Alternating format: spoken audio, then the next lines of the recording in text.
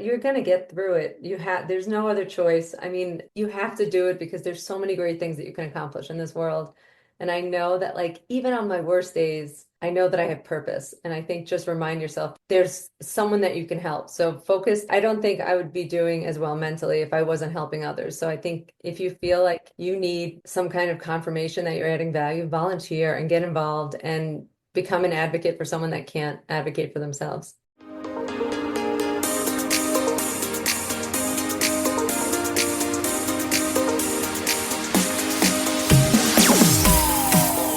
I am excited to have not one but two guests with me today. We're going out to Colorado, some New York faithfuls as well. Julie, Adam, thank you so much for joining the show. Thank you for Thank you for having having us. us, We're Sam. so excited. Well, I'm excited for today because of the adversity you both have overcome and how you have such a passion to give back in your fields. Let me give a little preview of today's guests after I welcome everyone listening or viewing on to a mental health break. Thank you for continuing to listen and help make this a top 10% global show. If it's your first time with us, this is the show where I bring on brave and inspiring mental health champions to help you remember that you are never alone. This show is brought to you by Coming Alive Podcast Production. Check out the link in bio to start podcasting today. But let me give that little intro before I bring them on to share their stories. Julie was diagnosed with multiple sclerosis in 2007.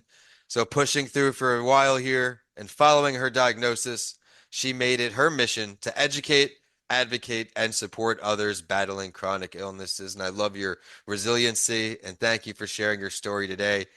Adam is a father, dedicated advocate, and special education paraprofessional with a passion for healthcare and community support. Oh man, we've got a great show ahead of us. I'm gonna let one of you share your mental health journey from wherever you feel comfortable, and whoever wants to start, go ahead. I usually say ladies first. Okay. For me, it was a really long journey because my symptoms started in 2001. So it took Oh a long wow. time to get diagnosed. And then it kind of felt like everything I thought my life was going to look like just stopped it really abruptly. But I was super happy to have a diagnosis because waiting that long, I thought I was losing my mind. I was like, what is happening? So when I finally had an answer, I felt like I can do something about it. So I always say, like, knowing the man behind the curtain is a lot less scary than just battling an invisible foreign object that's attacking you. So I was happy to have a diagnosis, and Adam and I met in 2013, and we welcomed our son in 2016. So it's been a long journey, but an amazing one. 2013 was the year that I think I fully accepted it. And I think that has a lot to do with him. My fault for not knowing this is the marriage I'm reading about it in these biographies. Well, absolutely incredible. If you don't mind diving a bit deeper, excuse me. Back in 2001, walk us through what was going on, your emotions. I know it couldn't have been easy. I think the hardest part was I was just getting worse and no one was taking me seriously. I had just gotten a big promotion at work. So I was transferred to our London office and it was a super exciting time, but I was deteriorating. So I was down to 97 pounds. Everyone in the office was kind of like gossiping about what was going on, just Right, maybe out of a right. place of care, actually. But I was losing so much weight and they just were worried about me. I wasn't able to be the employee that I should have been because I was just battling so much internally. And it finally took them sending me to a psychiatrist who said, you need to go to a geriatric doctor, which and I was 27 years old because there's an underlying health issue that's not mentally based. You know, obviously everything is mental, a part of your brain as well. It took that doctor ordering an MRI for me to finally get a diagnosis. And that was it. Like I went in to get my spinal tap and then I found out a lot changed very quickly for me. And it was like, I didn't know it was my last day in the office. I still wonder, like, what about all those things that made the desk so uniquely mine and important to me? Like where those things are, the shoes that I could no longer walk in them, but like all of it, that stuff. So I think that was a really big mental burden because I didn't know that it was going to end so abruptly and then just redefining who I am. And that's where the advocacy came in. Thank you so much for sharing that. Everyone, I hope that inspires you to ask for help. If you think something's wrong, go in there and try to get help. I'm sure it also shifted perspective of what's important, what's not. You just got this shiny object, this brand new promotion, this London office, but we're going back to the baseline. Thank you for sharing that. I know it couldn't have been easy. Now, although there's some tough shoes to follow here, letting her go first, Adam Yeah. is equally as impressive, steadfast supporter in her journey, standing by her side in advocacy and raising awareness for multiple sclerosis. They mentioned they welcomed their son Jack, so I love the family component because having a support circle of some kind, whether it's friends, family, mentors, it's so important. So that's amazing to see the strong love here. Adam, please welcome us with your story related to mental health. Yeah, well, I think as Jewel said, my journey really began when I met Jewel. I didn't know anything about MS. When we met, you didn't hide it at all. It told me right away. Granted, I didn't really know what it was. She didn't want me Googling it or anything like that. So I didn't. From there, when you care about somebody, that their thing becomes your thing, just as my stuff became her stuff. And it sort of everything just kind of crossed at the right decibel, you could say, for us to kind of begin a journey together. I sort of caught up with her at a race and then we just kept going and we've barely spent any time apart since the day we met. So kind of where it all began, I guess. I'd love to now ask, say there's some other is the caregiver type role and the champion role, right? When someone goes through something, not caregiver, how do I say? Care partner is what we Yeah. like to say. Care partner, yes. What is some advice you can give people listening on today who may be in the same situation, struggling with doing what's best? Maybe they think something's the right thing to do, but it really could be wrong. I mean, that's you nailed it. What no matter and it's a relationship. That's what you got to like remember to begin is that all relationships have their ups and their downs and things that kind of get each other's goat. But ultimately, I think what we try to focus on is communication more than anything. Yes. What that looks like to different people, different couples is going to be completely different. There are times where we need to just straight up tell each other, hey, this is what I need. There are times we need to learn to recognize the signs of like, okay, there's struggle in this department. And I'll tell you what, probably one of the biggest, the hardest things to do as a care partner, at least in ours, is to learn when to back off, to not make Jewel feel like a patient. Because like, that's why I don't like the caregiver, Oh, caretaker. I didn't mean any No, disrespect. no, I no, no. promise. I'm so That's the sorry. expression. No, No, no, no. Yeah, not at That's all. yeah. that's really the expression. There are roles where it's a caregiver, like Jewel is a caregiver to her mom who has dementia. It's not quite as symbiotic, let's say, whereas Sure, ours sure. is a little more symbiotic. That really learning to back off and for lack of a better term, forget a little bit. You can't always be sitting there like, no, remember, you can't do that. No, you shouldn't do that. You've got to sort of back off and go, oh, she knows her own limits. And then also sometimes she doesn't know her own limits. She'll push it. So kind of got to wrangle like a herding sheep of go this direction, no, go this direction. I'm gonna get in trouble for that No. later. But it's not a matter of taking hands and doing it. You've got to help guide choices. She does for me too, though. Again, it's not just about having an illness or having a disability. And I think Eh, really, oh, sorry, go ahead. No, I was saying thank you so much for sharing that, please. No, I think paying attention is really the most important, especially like I have progressive MS, but I think now they're highlighting this smoldering process that your MRI might not show changes, but there are changes in your disability. So you can tell, oh, I could do this last year and now I can't do it. Or when we moved to this house, I didn't worry about the stairs. And now, Adam's like, we're going to install handrails on the outside. So like just those little subtle changes over time, having him to be the eyes and like, you could do this last year. So let's figure out how we're going to adjust to the new stage of where you are because it's unfortunate, but you look back compared it to being a mom the other day, is that with your children, you look back and you're like, I didn't know that was the last time he was going to be in the stroller. And that's Yeah. like, but it's like with MS, you're like, I didn't know that was the last time I was going to be able to wear those shoes, or I didn't know it was the last time I was going to be able to go to that concert or anything. Because you just progressively, luckily with children, you're making them more independent and unfortunately with MS, you're becoming more dependent. So I think paying attention and him like knowing my left side is my weak side, always being on my left or pointing out where the bathrooms are. That mental load that he takes, it doesn't even cross his mind at this point, I don't think. He just knows like we need to know like we went to the zoo today and he's like, okay, time for a bathroom break. We're all gonna go. But Even if you don't got to go let's all potty. go. Uh, It's definitely within I 8 hours. love it. I Makes love the sense. relationship and the dynamics. It's inspiring and certainly contagious through the screen or the mic. I want to highlight a cool areas. I have to give some kudos and hopefully a writing with authors interview down the road here. You've got your children's book that is called Some Days, A Tale of Love, Ice Cream, and My Mom's Chronic Illness. And then the overachiever here co-created 52 essential inclusion skills, an A to Z guide to kindness, compassion, and respect for diverse abilities with Mind Brain Parenting's Dr. Jenny Wu, excuse me. This is incredible. As it all, it's just the lives you touch through a book is countless because of what's in this pages. I'm going to ask either of you to take the lead. We'll start with the one you did together. Children's book, could you? I'll go. The children's book really, it came from moments that Jewel had of where she beat herself up completely. She thought she had failed as a mother, these times where she couldn't physically do something, let's say. And then she would go back, or we would go back and have conversations with Jack about it and be like, well, did that affect you? Just a very gentle, like, conversation about it. He goes, oh no, you mean that day? That was a great day, because he saw the positive aspects of it, where the kids are so squishy and they'll do that. And honestly, it fostered, we went through all of the material that was available to help teach your kids about MS or chronic illness even. And none of it hit the nail on the head, because either it was too technical, like they don't need to know what myelin sheath is, they don't need to know that kind of stuff, or it was very doom and gloom.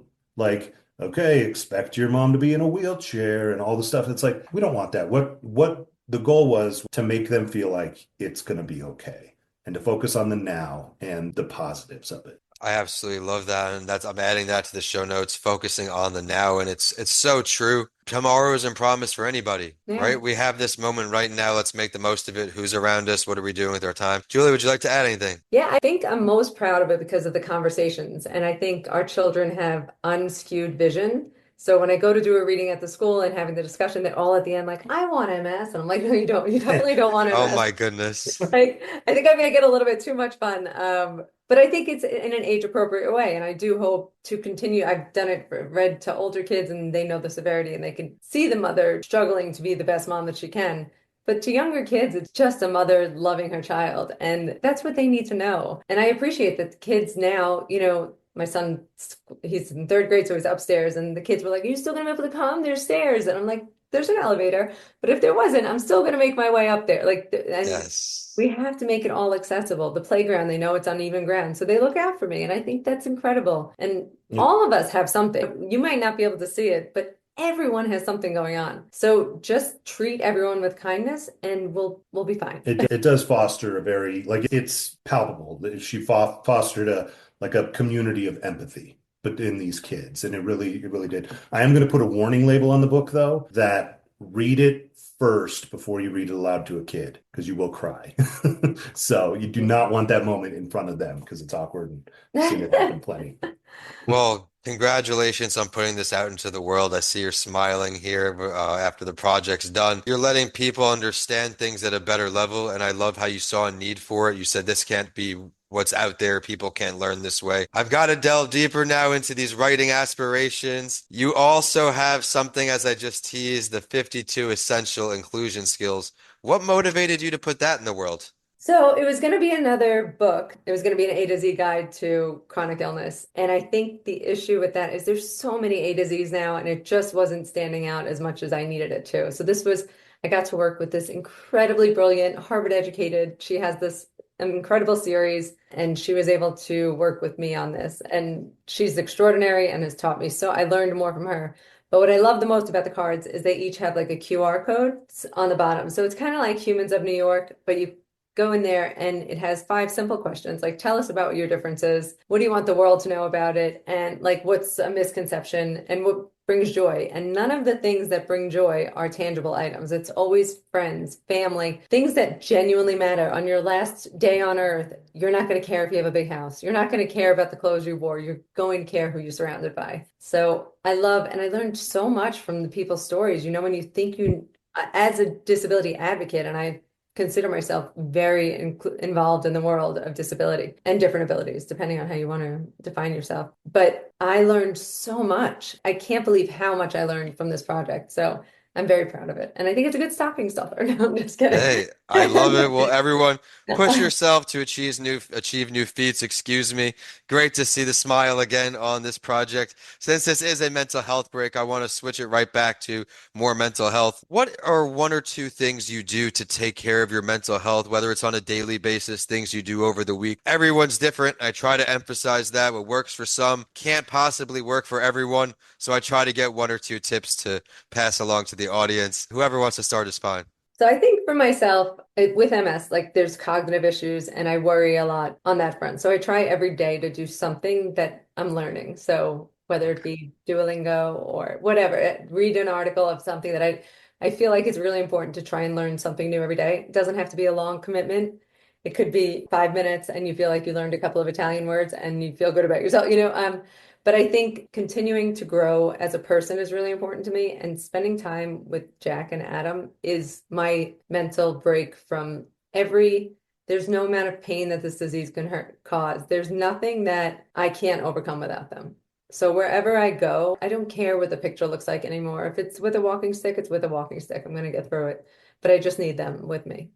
I absolutely love that. And don't be so hard on yourself. Even when you were talking on the mom front, I'm sure you're doing a great job. Just keep doing the little things every day. And those little things, as we all know, add up, they aggregate. Keep challenging yourself reading. I had a traumatic brain injury. I don't know how much of my story you had a chance to see where I was hit by a drunk driver. From there, it was just okay, accepting it, moving forward, and then I can actually make something of it. So thank you for sharing those tips. Everyone out there, we got our next tip coming your way. My big thing is, and I know this is it's cliche, but you got to take time for yourself, and that's one thing you're really bad at is taking time for yourself. Because if she's not doing something for us or the family, she's doing something for a friend or advocating, or if she's on with insurance for so much time of the day that taking a moment and going like, okay, me and Jack are going to go play video games, and she'll sit on the couch. And it doesn't matter what she's doing, but she's doing what she wants. Like it's, I don't know if you're familiar with the expression sleep kamikaze. No, I'm So not. that's kind of what you will sacrifice your sleep at the end of the night to have that little bit of time to yourself that's only yours. So I think sometimes that's the best way to do it is make sure everybody's tucked in and safe and then do your thing. For her, that's not possible because her brain doesn't stop. So That's like taking me. Yeah. I'm taking always Jack going. going, yeah, we're gonna separate for a minute. You can sit for a moment and just allow sort of a reset, a kind of a centering is very important, I think.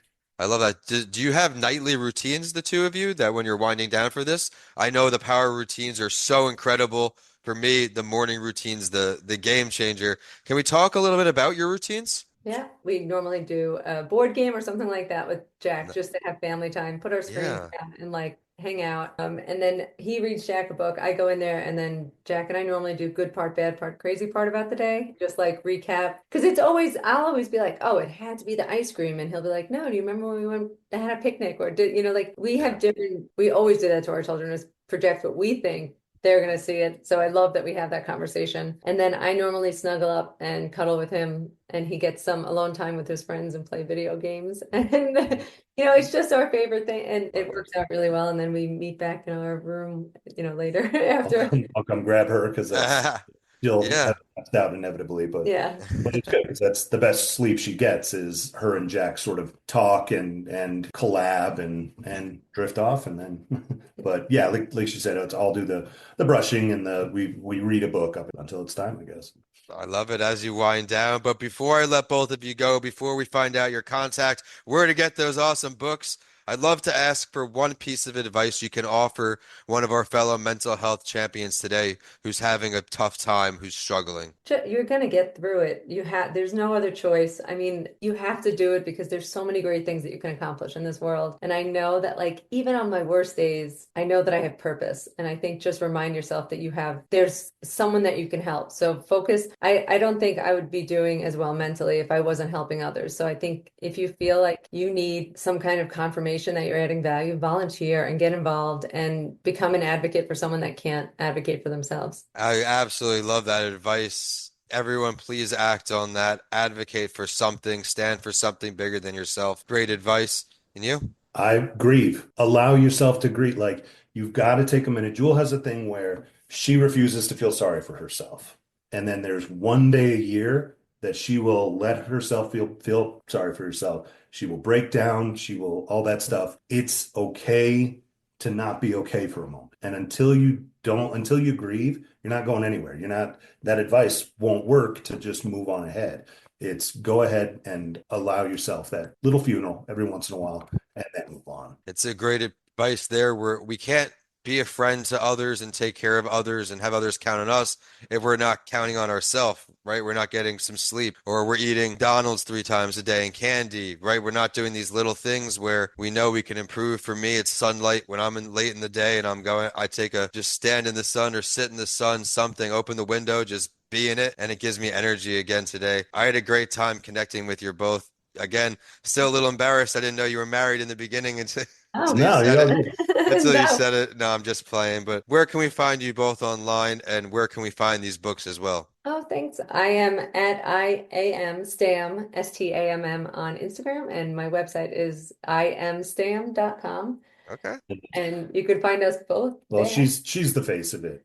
I'm Um, just behind the scenes. There's no finding me he's or the anything. best. We're, Yeah. so I am Stam with two M's is .com or Instagram, any of those. And the best thing anyone can do for an author is go to your local library and request the book That's because great advice. honestly, I'd much rather, instead of a person going on Amazon or going to a bookstore and picking it up, I would much rather you go to a local library and request it because it gets in more people's hands. And I think for me, I love the idea of all children being able to see the book. And the only way the libraries normally get it in is if someone requests it. So, Thank you for saying that. It is not easy being an author out here yes, trying to get I the word know.